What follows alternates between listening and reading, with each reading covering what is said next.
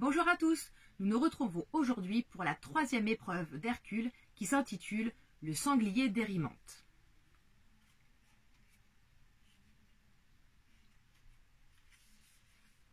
Un matin, des paysans vinrent frapper à la porte du palais d'Eurysthée. « Garde !» criaient-ils. « Laissez-nous voir le roi. Nous avons une requête de la plus haute importance à lui adresser. » Les gardes tentaient de retenir les paysans qui parvinrent malgré tout à pénétrer dans la salle du trône d'Eurysthée. « Eurysthée !» dit l'un d'eux. « Ordonne à tes gardes de nous laisser passer. Nous venons te voir pour te demander de l'aide. » Eurysthée fit signe à ses hommes de s'écarter et le paysan reprit. « Très cher roi, un sanglier énorme et féroce dévore nos récoltes et ravage nos champs. Aide-nous à nous en débarrasser. Fais intervenir ton armée, elle seule pourrait l'éliminer. »« Un monstre, dites-vous? Un animal cruel et féroce? Bien, dit Eurysthée, j'en fais mon affaire.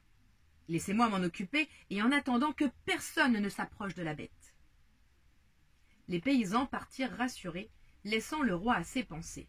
« Voilà qui tombe à pic, se dit-il. Ce sanglier invincible va me permettre d'en finir avec Hercule.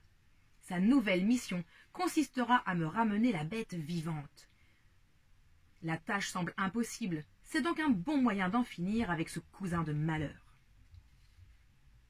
Eurysthée fit donc appeler Hercule et lui confia ce nouveau travail. « Pars sur le champ, ordonna-t-il, et ne reviens que lorsque tu auras capturé le sanglier du mont Érymanthe, vivant. » Hercule redoutait de plus en plus les commandements de son cousin, mais il savait qu'il devait obéir à ses ordres. Il partit le jour même et parcourut un long chemin avant d'arriver sur le mont Érymanthe. Ses flèches sur le dos et sa massue à la main, Hercule grimpait lentement. « À quoi bon avoir emmené mes armes, puisqu'il est impossible de blesser l'animal ?» se dit-il tristement. L'hiver était venu et de gros flocons blancs recouvraient la montagne. Hercule avançait péniblement dans la forêt et ses pas s'enfonçaient dans l'épaisse couche de neige. Il était facile ainsi de suivre les traces du sanglier. Ses empreintes étaient marquées sur le sol et partout où il était passé, les arbres et les buissons avaient été attaqués par ces gros crocs puissants. Hercule pista longtemps l'animal sans réussir à le repérer. Or, un soir, alors qu'il pénétrait dans une grotte pour y passer la nuit, il entendit d'effrayants grognements. Il s'enfonça discrètement dans l'abri et, une fois caché, aperçut le sanglier qui s'approchait. La bête était effectivement géante et s'occupait à fouiller le sol de son énorme groin noir. Hercule s'empara promptement de sa massue et s'élança vers l'animal. Le sanglier prit peur et s'enfuit aussi vite qu'il le put, mais sa lourdeur l'empêcha de se déplacer rapidement. Hercule n'eut aucun mal à lui courir après. Au loin, il remarqua un fossé de plusieurs mètres de profondeur. L'idée lui vint de poursuivre l'animal jusqu'au précipice et de l'y faire tomber. Le sanglier s'essoufflait et sa course devenait de plus en plus difficile. Il semblait ne plus savoir où aller. Ainsi, comme l'avait prévu Hercule, la bête ne prit pas garde au trou qui s'étendait devant elle et s'effondra 2 ou 3 mètres plus bas. Assommé, le sanglier n'émit aucune résistance lorsqu'Hercule lui ficela les 4 pattes avant de le hisser sur ses épaules. Ainsi chargé, Hercule traversa la montagne dans l'autre sens et regagna Mycène. Eurysthée était assis sur son trône lorsque son cousin entra dans le palais.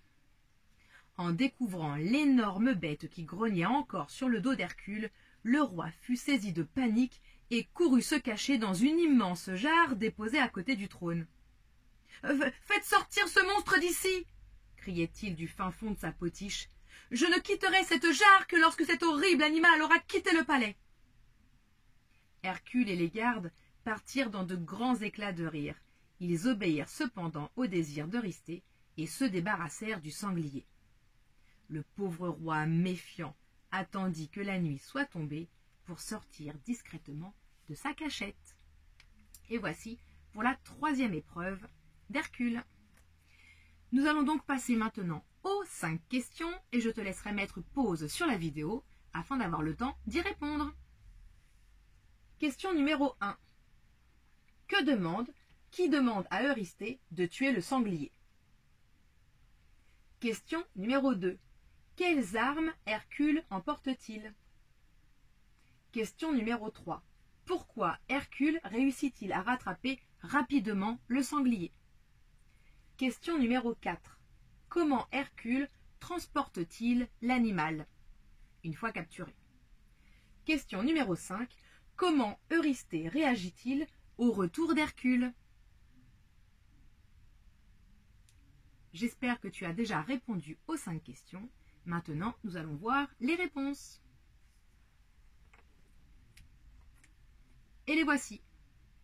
À la question 1, il fallait répondre « Ce sont les paysans qui demandent à Eurysthée de chasser le sanglier ». À la question 2, il fallait répondre « Il emporte ses flèches et sa massue ». D'ailleurs, ça ne sert à rien puisqu'il doit ramener le sanglier vivant.